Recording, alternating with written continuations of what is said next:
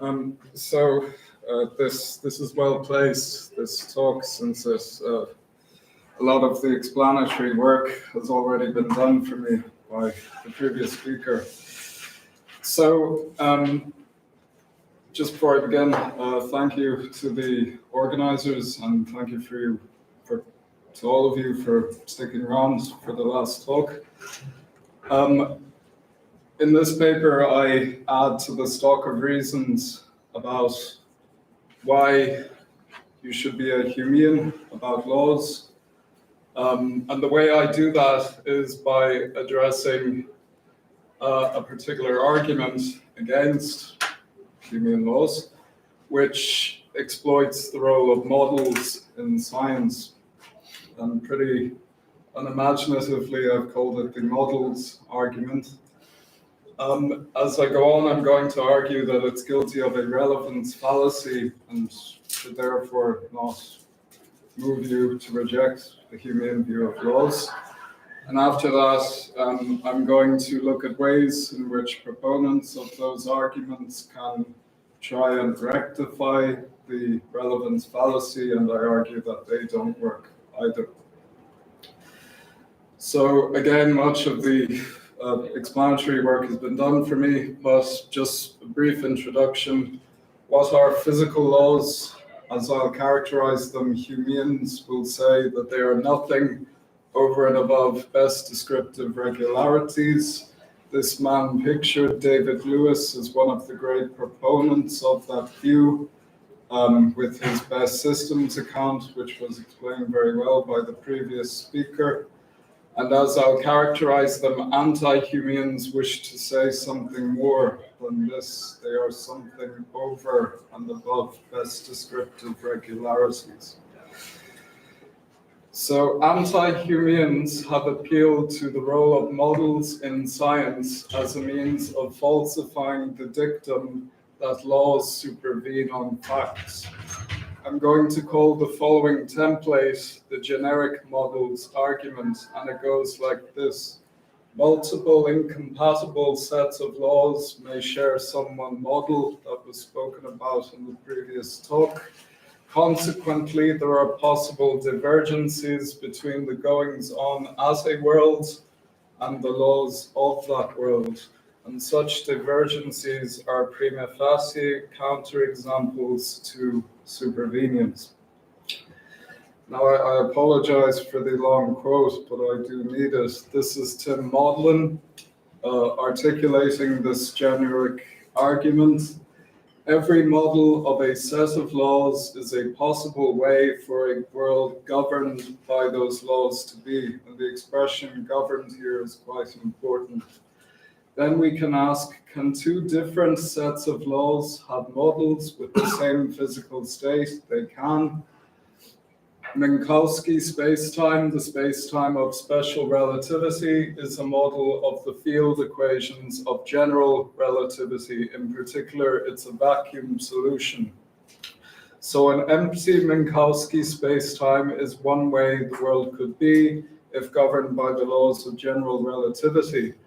But is Minkowski spacetime a model only of the general relativistic laws? No. One could, for example, postulate that special relativity is the complete and accurate account of spacetime structure and produce another theory of gravitation which would still have that vacuum Minkowski spacetime as a model. And so here's the conclusion. Under the assumption that no possible world can be governed by both the laws of general relativity and special relativity, the total physical state of the world cannot always determine the laws. And this is another important term, determine. Well, I think that's compelling, but it's in need of supplementation for two reasons. The first reason is that there are various ways of articulating that basic Humean dictum that laws supervene on their facts, and they require disambiguation. And the second reason is that apparent counterexamples to some theory do not immediately falsify it. arguments that take that route are in danger of overfitting, of, in this case, throwing out the Humean baby with the Humean bathwater. This is Tim Williamson. Counterexamples keep us honest. It's easy to regard them as the gold standard of epistemic theories, but just as there's fool's gold as well as genuine gold, there are fool's counterexamples as well as genuine counterexamples. So, happily for anti-Humeans, there is such a supplementation, and it's given by Jen and Ismael. And it goes something like this. This generic argument shows, via counterexamples to supervenience, that Humean analyses of law fail to be successfully reductive or naturalistically plausible. Humean analyses fail because they provide incorrect truth conditions for law statements, and they provide incorrect truth conditions because they offend a set of conceptual platitudes about what lawhood is. And I apologize again for the more quotations. This is Jen and Ismael. Let C be the categorical facts. I prefer atomic facts. At a world W, and T the best systematization of those atomic facts. There are worlds at which those facts hold, but T is not the best systematization. The facts are a model of other theories, and there are worlds at which T, but not those atomic facts.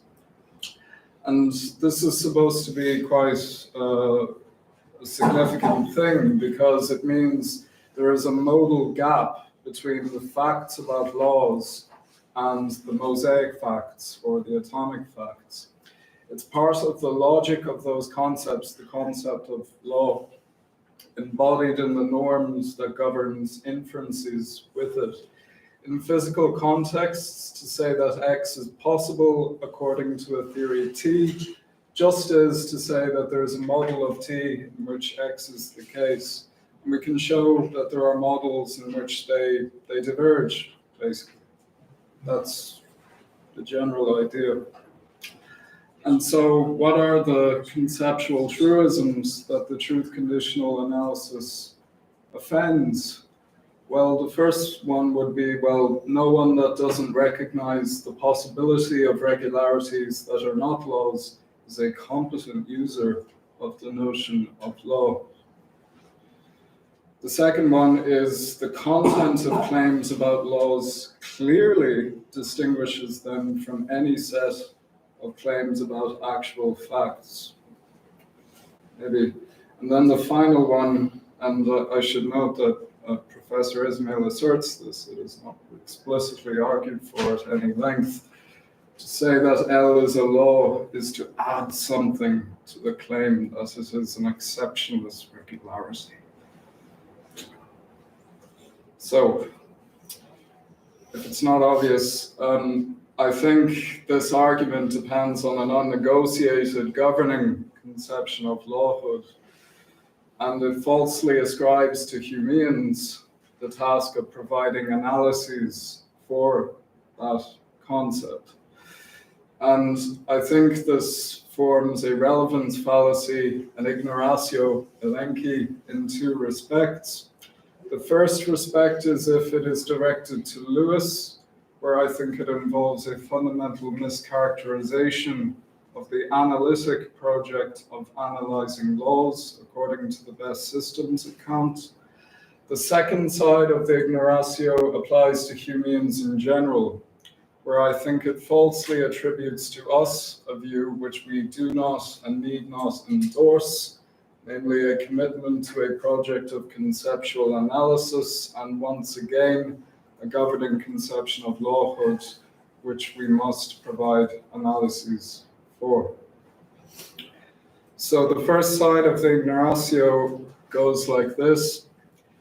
I think the supplemented argument recognized a very important aspect of Lewis's general philosophical method, which is that it is one of analysis. But before we delve into lawhood, I think we need to get a clear idea of what that project basically consists in. It consists in two separate but methodologically inseparable components. One semantic, to do with the provision of truth conditions, and one metaphysical, to do with the satisfaction of those truth conditions. So in Lewis's case, always this is going to be modal realism, concretism about possible worlds. And basically these two components interact to form an analysis of some concept, in our case, lawhood. There are two notes that I wish to make on how these two components interact. The first one is that they interact to make supervenience an indeterminate thing.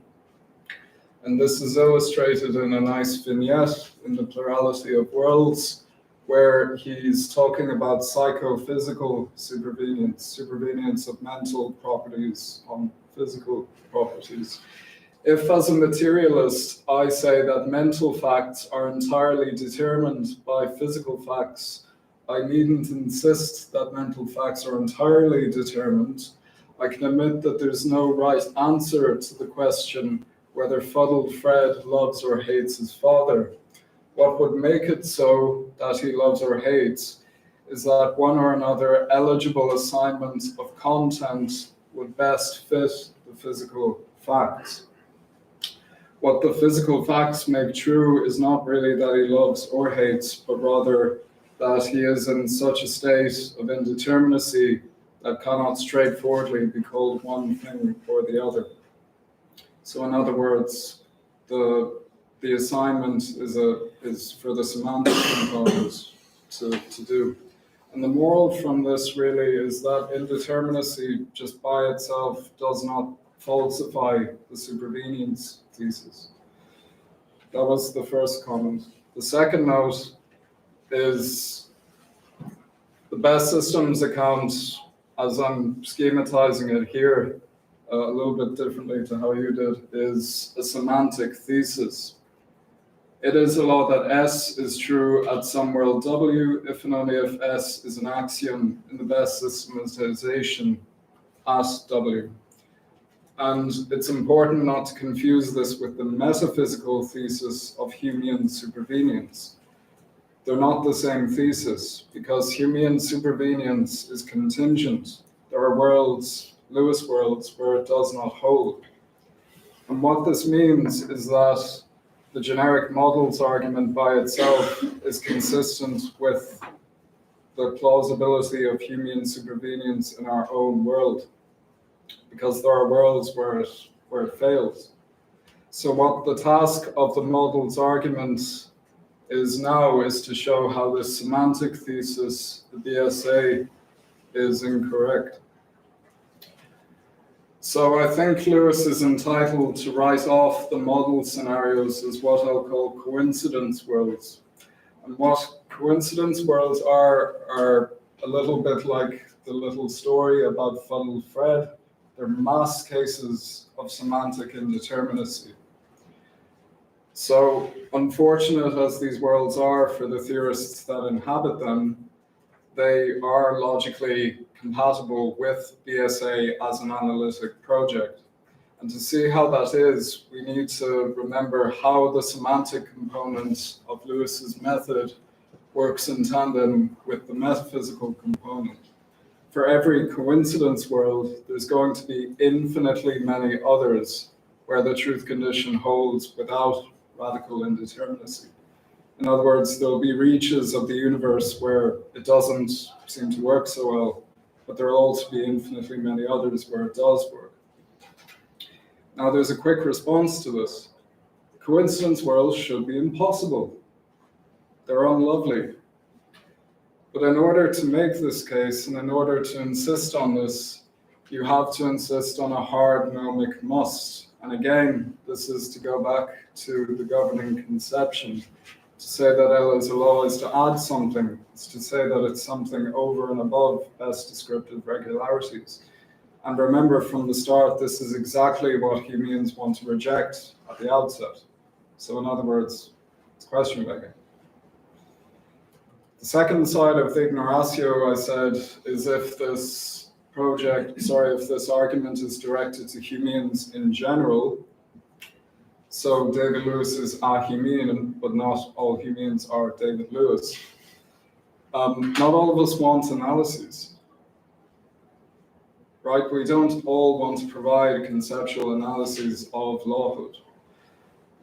I'm going to briefly describe this character, Quasi-Lewis, who appropriates the Lewisian project of analyzing laws, but explicitly without the methodological desideratum of an analysis. I presume he also doesn't want Lewis's metaphysics, although he may be a quantum model realist. And I think he can ignore, Quasi-Lewis can ignore these models-based counter-scenarios on pragmatic grounds. And if that seems like a very blithe attitude, remember that he's rejecting projects of conceptual analysis. And one of the reasons Quasi-Lewis might do that is by rejecting a strict demarcation of analytic truths. So obviously, if you provide a counterexample to an analytic truth, to someone who does not believe in analytic truths, they're not going to be moved by them. Lastly, I want to emphasize that I intend Quasi-Lewis as a schema. They may interpret the terms world however they like. I'm trying to keep it as open as possible. So I think for the model's arguments to work, for them to constitute golden counterexamples as opposed to fool's counterexamples, is for them to motivate against my two characters, Lewis and Quasi-Lewis, the claim that laws are something over and above best descriptive regularities. And as I see it, there are two exhaustive methods in which they can do that. The first broad method is what I'll call justification a priori. And this is quite broad. It'll include projects of, I suppose, speculative or rationalist metaphysics. But it'll also include appeals to conceptual truthhood or to analytic truth. The second justification is where the governing conception is motivated by appeal to endogenous scientific practice, and I've highlighted that word because it will become important later. So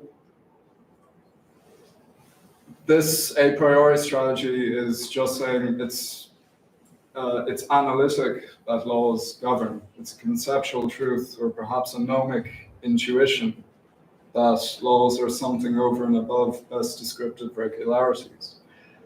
And I think this project is not going to move Lewis anyway, because I think there are good arguments on its own terms that laws govern is not an analytic truth. This has been argued in a paper by Helen Beebe.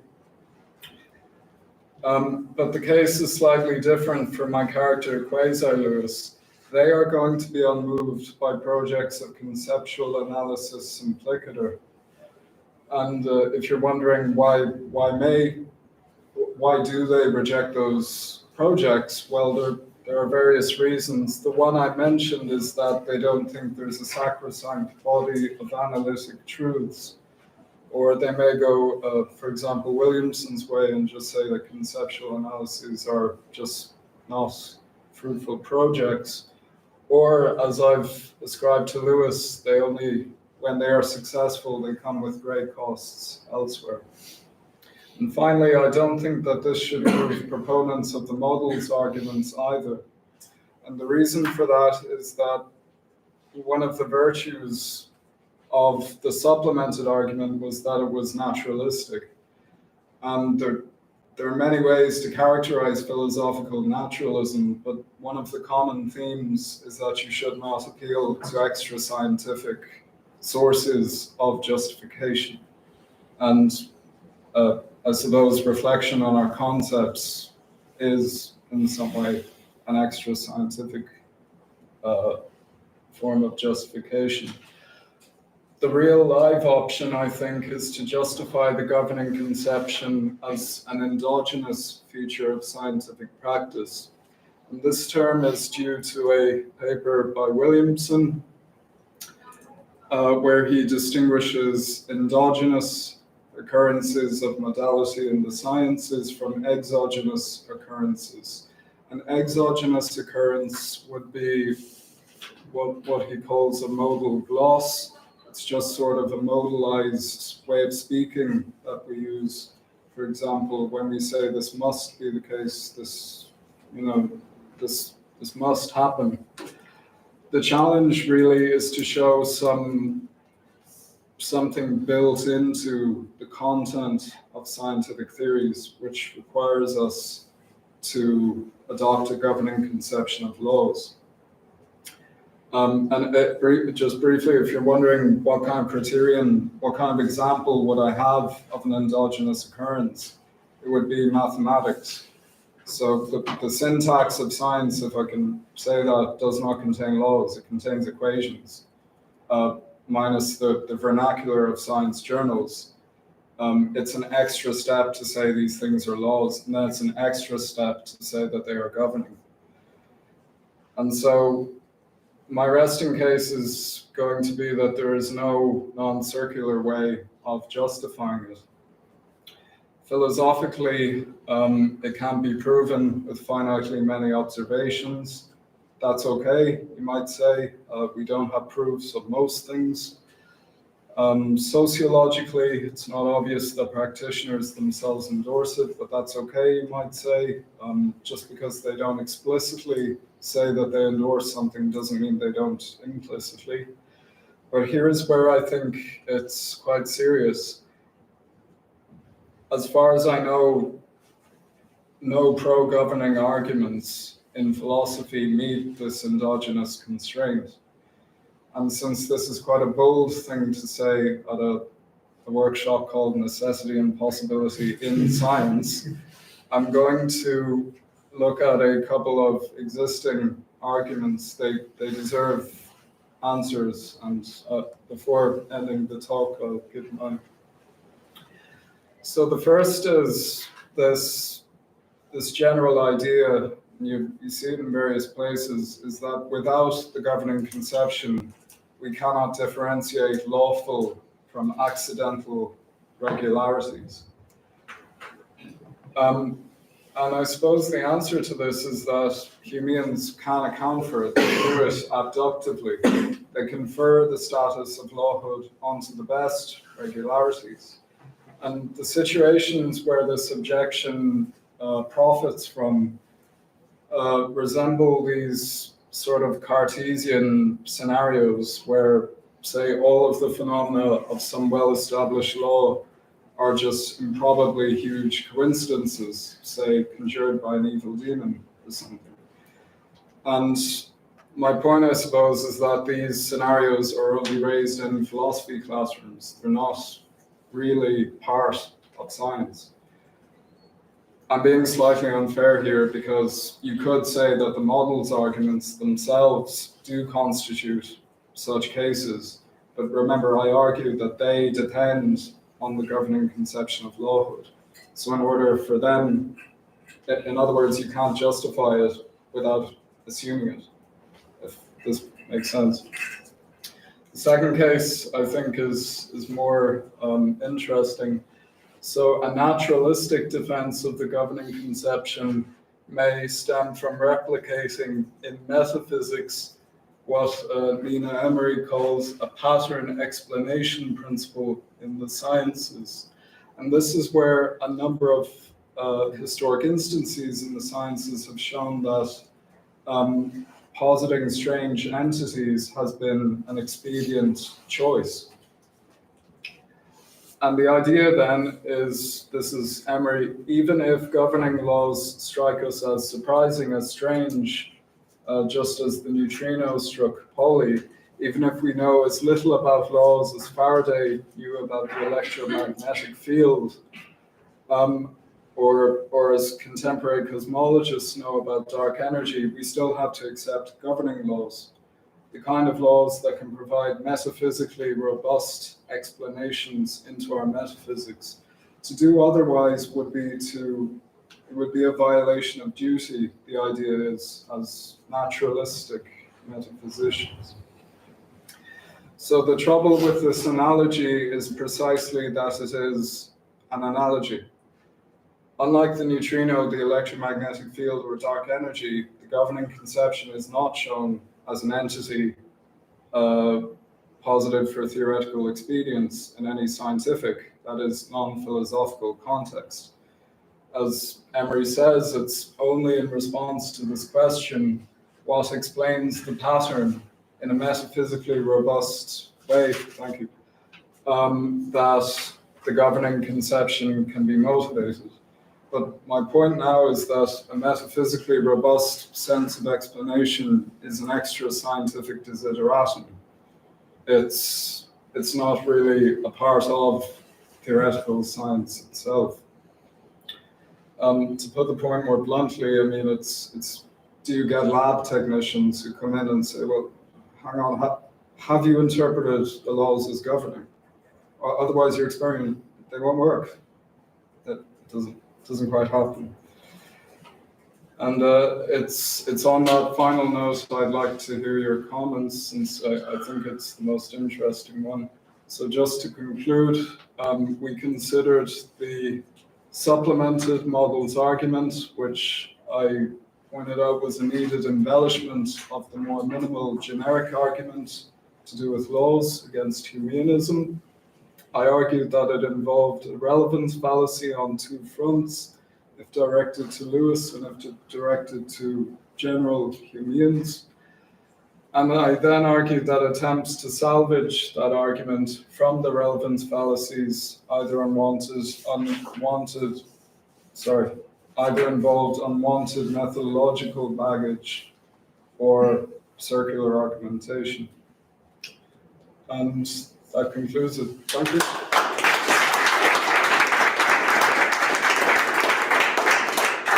This time I will start from the left. Have you? No. Okay, so I'll start. Oh, sorry. Third one. Alastair, Hey, please. yeah, thank you very much. Lots in there. Maybe just ask about the thing at the end. Sure. The kind of endogenous justification, because first kind of thought is the distinction between science and philosophy really so clear that we can make this like very sharp distinction? But even like granting that we can, a couple of like approaches that maybe try to come up with an endogenous justification you didn't mention. I'm thinking kind of in quantum theory. So one of them is the kind of approach that you mentioned, the quantum modal realism, that I've defended, that kind of that is at least an attempt to try to find motivation from like the best interpretation of quantum mechanics in, on scientific terms for a role for laws that at least has some governing character. But maybe a clean example might be the kind of approaches to Bohmian mechanics that want to say the wave function is a law-like entity. So we're going to interpret the wave function not as an extra ontological ingredient, but as a kind of very complicated, dynamically changing law. And there it's like the best interpretation of quantum mechanics seems to have a law in it. That law, I mean, maybe the answer is that law is actually okay to be understood in the Humean terms, but at least it looks like that's a scientific motivation for a law-like thing. It's not coming out of pure philosophy. Brilliant. Okay, thank you. That's very helpful. I guess there's two lines of response, without embarrassing myself with my lack of knowledge about quantum mechanics. The first is just what you said. If it so happens that we don't have to interpret it in that way, and as far as I know, the Bohmian interpretation isn't sorry, I won't say that. Well, I mean, the thing that I was saying was that, like, these views about the Bonian thing being law-like, Yes. Humeans often endorse that. Some people like people like Lower and Eddie Chen Okay. think Right. that that's like a Humean. You can be Humean about it, Okay, Albert. okay. But so I don't think this is going to be part of a knockdown case. It's just an example of like at least attempts to try to find law-likeness endogenously in science. Okay, brilliant. So I guess the first response would be, as you said, if you need to. The other thing would be Lewis's old point about Humean supervenience, which is I'm not ready to take lessons in quantum mechanics, lessons in ontology from quantum mechanics. I suppose some of us are. Yeah. I'm afraid I can't say anything very. It's an excellent point, though. Thank you. So thanks. Actually, I completely agree with everything you said. Brilliant. It's exactly right. Yes. That's a surprise. Yeah. So let me say something in response to all, because I think you can push back. You can say, look, one thing is the Bonian interpretation. When Bohm first formulated, he wanted to actually provide a rival theory to quantum mechanics. He didn't want to offer an interpretation. It's just that there's no evidence for a potential. So the best you can do is say, well, this is the way the world could be if we could find the multi-potential. So it became an interpretation, rather, grudgingly. And what's interesting, however, the interpretation itself says nothing about covering law. So that's an addition. I think the point you just made at the end applies to that. That's an addition that Lower and the philosophers who are offering an interpretation are adding on top of Bohm. And you may say, look, so we cannot argue that that's something called from the practice. The practice is silent about that. That's very helpful. Thank you. I admit I'm actually not that well versed in the literature, despite not giving a talk on this. Thank you. Okay. Yeah, thank you. I mean, I really want to ask you what a proposition is, but no, I think there's some evidence that your quasi-Lewis is just Lewis. I mean, if you think about some of the other objections to the best system account, so that it doesn't tell you what to say when two systems are tied with regard to strength and simplicity, that the best system account does not really tell us how to balance strength with the seemingly incommensurable virtue of simplicity. A lot of people raise all these questions, and Lewis is utterly unmoved by that because he thinks, look, he thinks that if we're lucky, the world cooperates, and the best system comes out best under all accounts of strength, simplicity, and balance. And that's really all that he needs, is that in the actual world, that the actual world isn't like any of these weird counterexamples. And that suggests that that's all that he's really interested in. He's not interested in what to do about some barren world. All we have is just a vacuum solution of general relativity. For him, if we get an account in the actual world, or we as humans, where kind of the human's account in the actual world gives us a plausible account of what laws are that do all the things that people want laws to do, right? So yes, this account model scientific practice of theory choice, and all pop the laws, and if in the actual world they do all that, I think that's all he wants. What happens in counterfactual situation, he really doesn't care about it. So that suggests that he's not after an analysis at all. He's not just after something that works right in the actual world. The world's kind of very similar to ours. So that would make him quasi-Lewis, right? Well, could I say a bit more about the characters? So I intend that as a template. So it's quite I intend it to be as broad as possible. And the reason for that is that there are many ways to be Humean. And I suppose I agree, although I would insist that Lewis takes analysis seriously. I think this is an understated point. But I agree. I mean, I suppose it depends how close they wish to be to Lewis. I think I agree. Are there any objections? I was expecting you all to object to this, so I was. Would you accept the idea of maybe the fact that for the last 40 years, certain strong analytic philosophy has hijacked metaphysics and philosophy of science in a way that we are only bound to consider certain ways of understanding science with model and the semantics, and maybe we could go maturing this approach as you here you are talking about not Lewis or more than Humean's consideration. So do you think we are moving, or science or philosophy is moving towards maybe another consideration, a more mature consideration of philosophy of science in this way? Well, thank you. That's a very good point. I think it goes back to what Alistair was saying. A lot of what I said here is contingent, dependent on what view you take of the demarcation between science and non-science. So there are many ways to be a so-called philosophical naturalist, and many people will extend that quite far.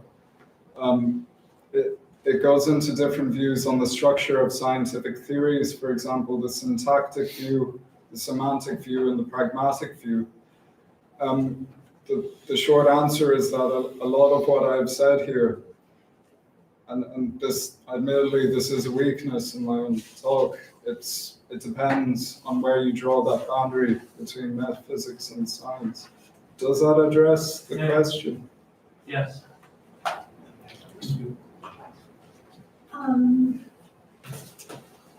Right, I want to object to this, but I don't really have a Please. firm objection. But I just wanted to ask what you think of Lewis's position, where he says that what I uphold is not so much the truth of convenience, supervenience, as the tenability of it, but if physics itself were to teach me that it is false, I wouldn't agree. And it seems like he was quite open to physics telling him otherwise. Oh, Well, yes. it does look like physics tells us otherwise, because Humean supervenience is, as far as I know, incompatible with quantum entanglement. Yes. So what is the positive reason for still wanting to hold on to Humean supervenience? Well, I'm sorry that the response is quite blithe. It's like what we were talking about earlier. Later on in that passage, what he says is he actually acknowledges that entanglement and the kind, and his quip is, "I am not yet ready to take lessons in ontology from quantum mechanics." Well, but quite a long time has passed. But do you want to go back to governing us? Yes. Connection between universals? Let's go No, not disposition. universals, but governing. Okay. I suppose it's Not necessarily governing laws, but model structure. it's an excellent point, but I'm afraid I don't have a good answer other than Lewis's. So let me then ask something for the devil's advocate. And so perhaps someone may say, look, there is a reason why we distinguish sort of regularities and laws, right? Laws are supposed to have some necessity to just happen to be that way, right? You know, it's true, there are no Coca-Cola rivers on Earth, right? Is that a law? Right? And presumably it's not, right? It could be. And maybe Disney Park would make one day that way, but until then, it seems just convenient, right? So the worry would be, well, if we don't have something like that, and it looks like the system account lacks something of that strain, we're missing an important distinction. A distinction that allegedly will allow us then to reason counterfactually on the basis of these laws, that we could not be able to do, otherwise. Right? So that's a great point. So the resting case that I make in this is that it wouldn't really be enough of a motivation, at least in scientific practice, to to go with that kind of argument. By the way, my phrasing of the last point on endogenousness should have been less rhetorical. I actually do mean it quite as an open question. I would like to see some sort of, perhaps this is just my ignorance, some real argument that, I'm not denigrating the example, but I suppose some example within the sciences that makes that kind of argument and then requires us to, if you then mean the hardness of the nomic must, I suppose Lewis's answer would, and as well as my other character, quasi-Lewis's, would be that I give you an account, I just don't explain it the way you do. Yeah, so if you think about Pauli's exclusion principle, for example, right? So it would involve some pretty broad modality right there, right? So, and you may say, look, unless we have something that has that kind of modal force, we cannot understand and explain the role that that principle will have in quantum mechanics, right? It's not just something that modals, it's something that must be so, otherwise things won't function, right? Now, I don't think you need to be a modal realist, right, and interpret that modality in a substantive way, but I think the modality is there, right?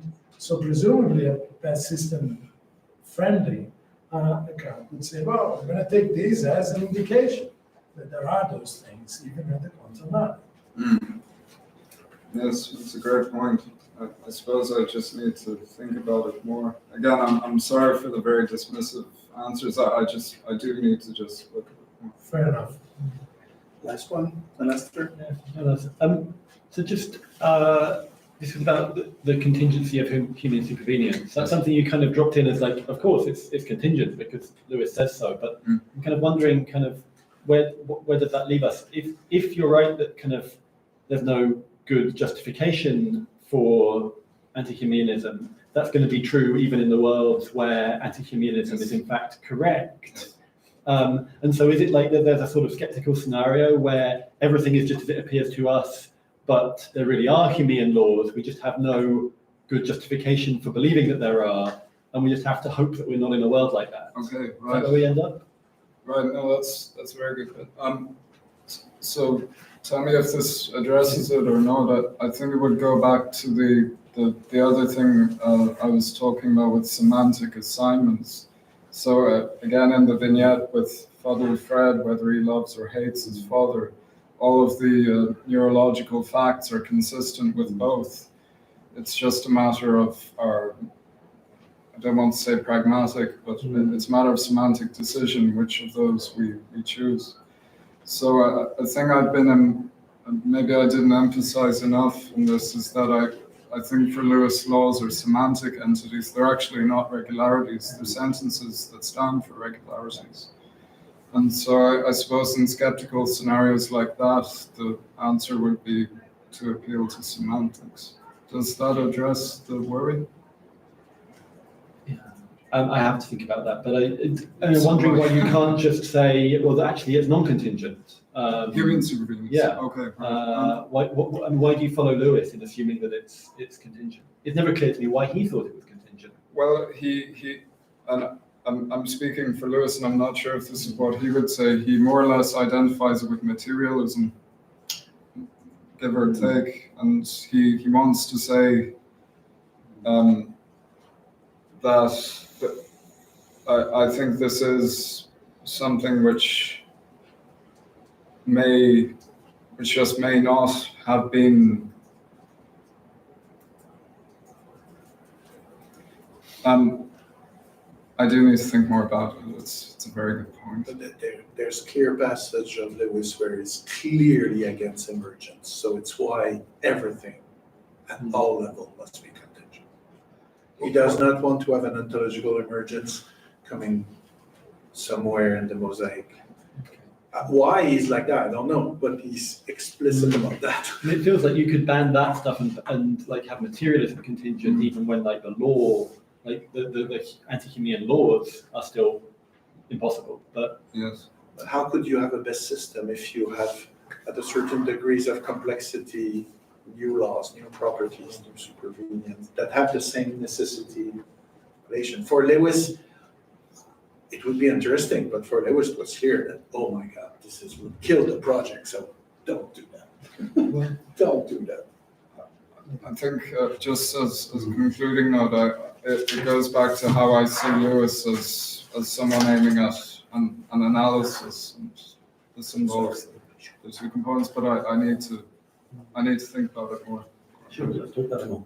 Thank our speaker.